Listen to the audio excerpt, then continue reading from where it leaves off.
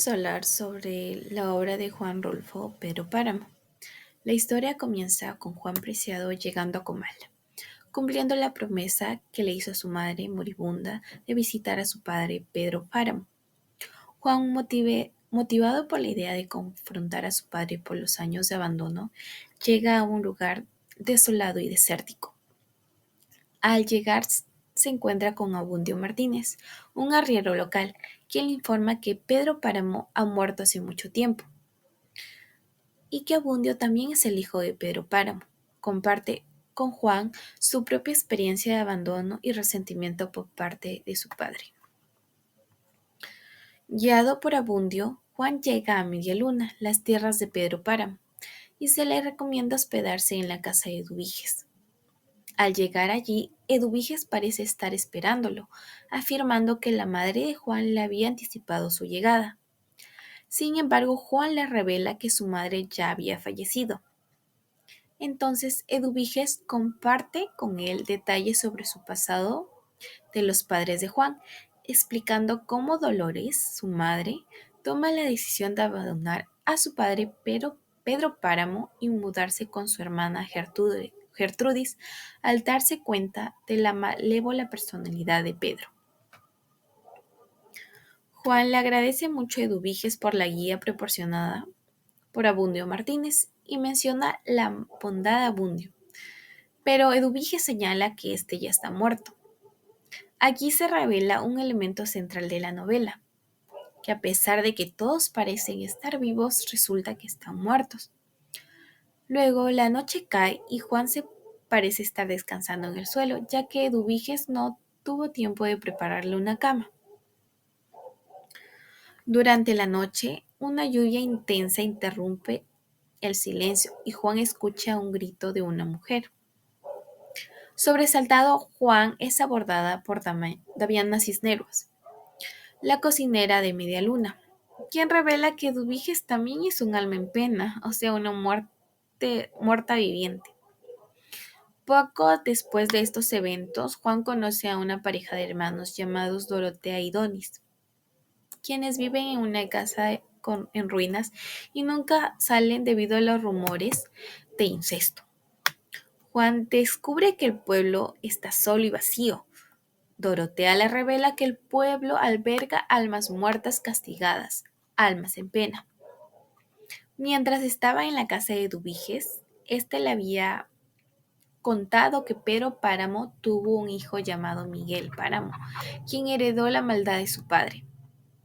Miguel cometió actos muy terribles, como matar al hermano del cura Rentería y violar a la sobrina de este.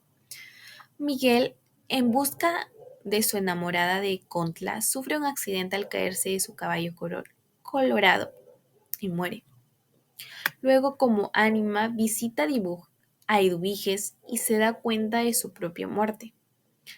Luego la noticia llega a Pedro Páramo, quien prepara el funeral de su hijo y le pide al padre Rentería que oficie una misa para su hijo. A pesar del soborno de Pedro, el padre Rentería no le concede el perdón de Dios, debido al odio que siente por los crímenes de Miguel. Pero luego el cura acepta con la culpa atormentándolo. Luego la historia se enfoca en la muerte de Juan Preciado, quien paralizado por el miedo es asesinado sin oponer resistencia. En la tumba, Juan conversa con Dorotea sobre las almas penitentes, revelando que los murmullos fueron los asesinos de estas almas. Luego Dorotea le dice que él ya trae consigo la muerte, y solo Juan se convierte en un mero receptor de las historias, mientras Dorotea asume el papel de narradora centrándose en la vida de Pedro Páramo.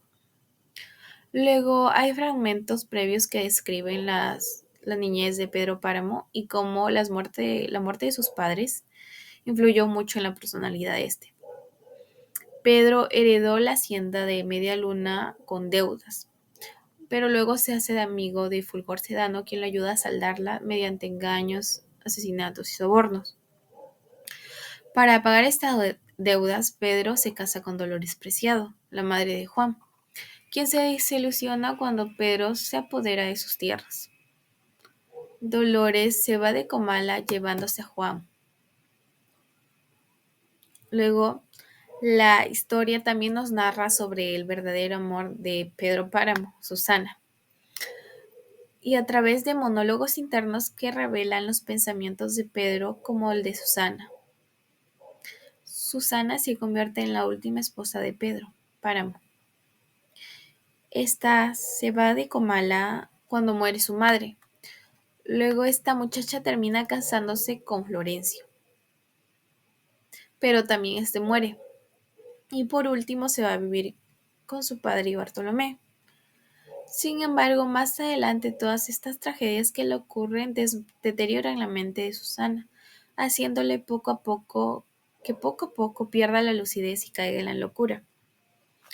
Pedro Páramo vuelve a tener una oportunidad con Susana, pero el padre de Susana se opone rotundamente a que su hija se una a Pedro Páramo. Pero este obsesionado manda matar a su padre,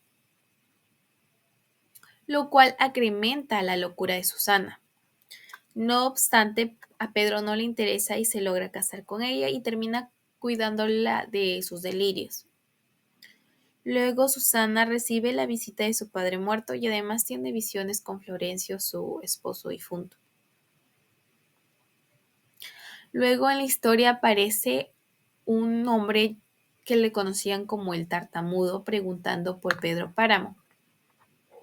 El tartamudo se encarga de informar a Pedro sobre el asesinato de Folgor Sedano, que lo asesinaron unos revolucionarios y que estos iban hacia Comala para echar a Pedro Páramo y sus tierras. Pedro decide esperar a los revolucionarios y estos finalmente llegan a sus tierras. Pero antes de que llegaran, manda a buscar a otro hombre llamado Tilcuate, que llega a ser su sirviente. Luego, cuando llegan los revolucionarios, le explican a Pedro que han montado una revolución contra el gobierno y todos los propietarios de las tierras son considerados unos ladrones. Y lo que realmente necesitan los revolucionarios es un patrocinador para esta rebelión. Pedro les da 300 hombres y 10,000 pesos, el doble del dinero que los revolucionarios querían. Luego la historia